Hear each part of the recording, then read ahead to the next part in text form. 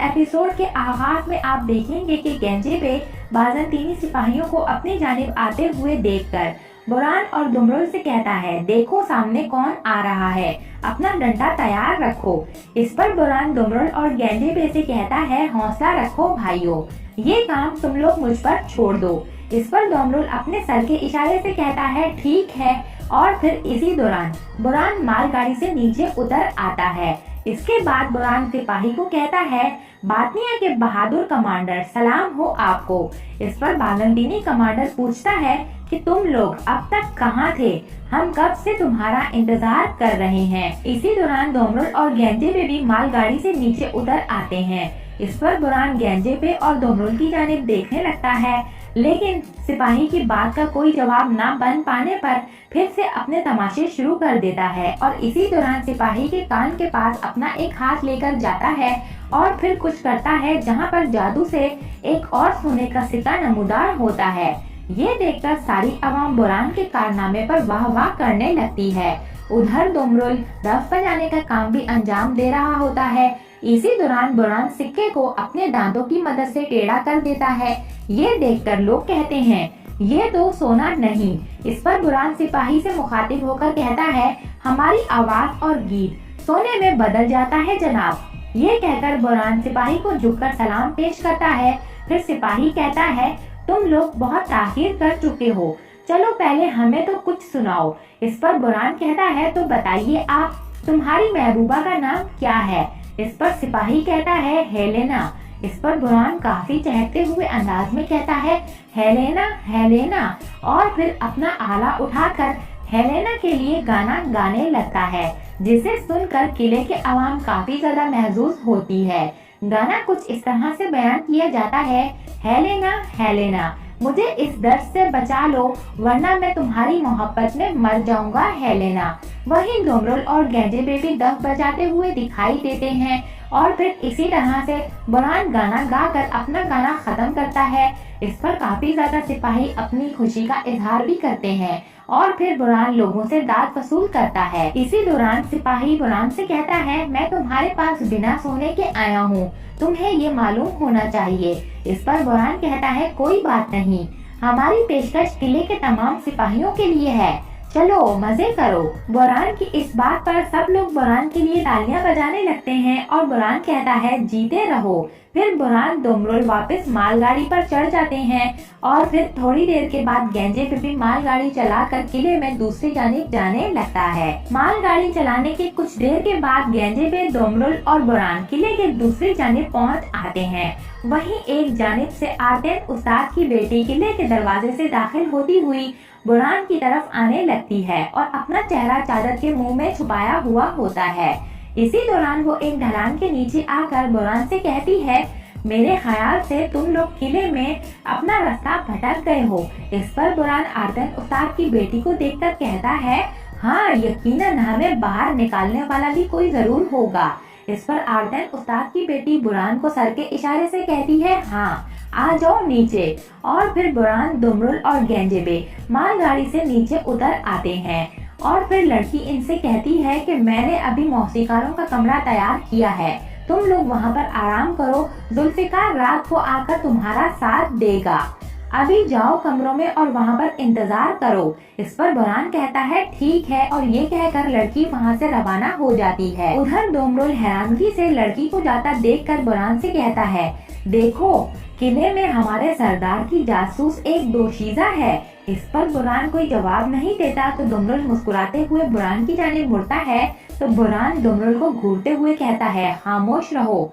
और फिर बुरान के गुस्से को देखकर दुमरुल इंतहाई सीरियस मूड में हो जाता है। इतने में वहाँ पर एक और शख्स पहुँचता है और आते साथ ही बुरान के कंधे पर हाथ रख देता है। बुरान इस तरह से अपने कंधे पर आने वाले अचानक हाथ को देखकर घबरा जाता है और उस शख्स को पकड़ लेता है और फिर उसकी गर्दन पर अपने हाथ की गिरफ्त मजबूत करने लगता है। तो ये देखकर वो शख्स चिल्लाता है, रुको मैं हूँ। इस पर बुरान हैरान रह जाता है, बायोचा बायोचा तुम यहाँ क्या कर रहे हो। वहीं गेंजेबे भी कहता है, बायोचा तुम यहाँ पर क्या कर रहे हो? इस पर बायोचा कहता है, मुझे लगा कि आप लोगों को मेरी जरूरत होगी। इस पर बुरान शदीद गुस्से में आ जाता है और फिर बायोचा को अपने साथ लेकर वहाँ से चलते हुए कहता है, तुमने तो बहुत देर कर दी मेरे प्यारे दोस्त, हम तुम्हारे ही इंतजार में थे। बायोचा के साथ बात करते करते बुरान इस तरह से जाहिर करता है कि जैसे बायोचा इनका ही साथी है, ताकि किसी को इन पर शक ना हो।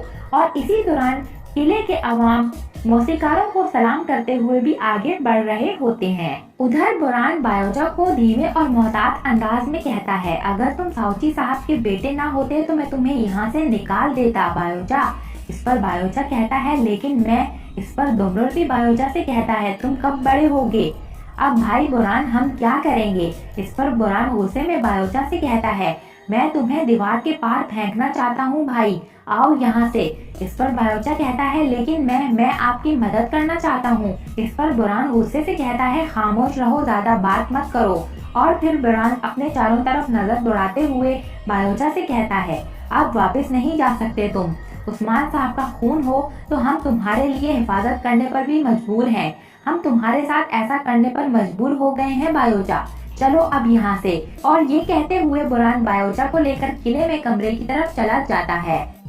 दूसरी जानिब सौगत बाजार में ताजिर और सुलेमान अपनी दुकान में बैठे हुए हैं। ताजिर मलिक सुलेमान के पाँव को दबा रहा होता है तो अचानक से सुलेमान के पाँव में दर्द उठता है। सुलेमान ताजिर से कहता है, आराम से दबाओ। इस पर ताजिर मलिक आहिस्ता आहिस्ता से सुलेमान का पैर दोबारा से दबाने लगता है और कहता है, वैसे मुझे आपकी अदाकारी पर हैरत होती है जनाब। इस पर सुलेमान अपने सर पर हाथ फेरते हुए कहता है, हमने अजीम पादरी की तरबियत में परवरिश पाई है भाई। इनके मुकद्दस हाथ खुदावंद के फजल से हमें हर सूरत में हर हाल में ढाल देते हैं। और ये कहकर सुलेमान हंसने लगता है, फिर कहता है, लेकिन अगर हम जल्द से जल्द बांसी की खुफिया मालूमात तक ना पहुंच सके तो यही पौप के मुकद्दस हाथ हमारे लिए इज़राइल साबित होंगे। ये कहते हुए सुलेमान अपने जूते पहनने लगता है। उधर ताजिर मलिक भी अपनी जगह से खड़े होते हुए कहता है, डेविड भी कबीले में है और वो सुराग रसानी का काम भी कर रहा है। वो बांसी के पीछे है। हमारे हालिया हमले के बाद बांसी अपनी ताकत खोने लगा है जनाब। इस पर सुलेमान अपनी जगह से उठकर अपने हथियार को उठाकर वापस अपनी जगह में रखते हुए कहता है, हाँ, अगर जरूरत हुई तो हम रात के वक्त हरकत में आएंगे और इसे कबीले से उठाकर बाहर फेंक देंगे। डेविड से कह दो कि इसके पास इलाज के घर से जाए और मच्छर की तरह इसका खून चूसने के लिए तैयार हो जाए। और फिर ये कहकर सुलेमान अपनी बैसाखी उठाने के लिए आगे बढ़ता है, लेकिन ऐन इसी वक्त दुंदार दुकान का दरवाजा खोलकर दुकान में दाखिल होता है और सलाम अलैकुम कहता है। दुंदार की आवाज पर सुलेमान फौरन भागकर अपनी लाठी को उठा लेता है और फिर ताजिर और सुलेमान दोनों दुंदार को बड़ी खुश इखलाकी से वालेकुम सलाम कहते हैं। इसी दौरान सुलेमान कुर्सी उठाने लगता है और कहता है, बहुत खुशी हुई आपके आने की। आए दुंदार साहब, खड़े ना रहिए, तशरीफ रखिए। इस पर दुंदार कहता है, अल्लाह खुश रखे, लंबी जिंदगी पाओ। और ये कहते हुए दुंदार कुर्सी पर बैठ जाता है। उधर ताजिर सुलेमान से कहता है, दुंदार साहब के लिए फौरन खाने का इंतजाम करो सुलेमान। इस पर सुलेमान कहता है, जी बिल्कुल। इस पर दुंदार कहता है, मलिक साहब रुक जाइए, मैं यहाँ पर तिजारत के बारे में बात करने आया हूँ। इस पर सुलेमान वहीं दरवाजे के पास रुक जाता है और फिर ताजिर भी दुंदार को देखते हुए कहता है, खुश रहिए, ठीक है, तिजारत के बारे में बात करते हैं। और ये कहते हुए ताजिर मलिक भी दुंदार के पास कुर्सी पर बैठ जाता है और सुलेमान एक जगह पर खड़ा होकर इन दोनों को तक रहा होता है। और यहाँ पर इस एपिसोड का इख्तिताम हो जाता है। नेक्स्ट एपिसोड के लिए आप हमारे चैनल को सब्सक्राइब कर लें। इसके अलावा वीडियो को लाइक करके अपने दोस्तों के साथ जरूर से शेयर कर दें। Thanks for watching and keep supporting us.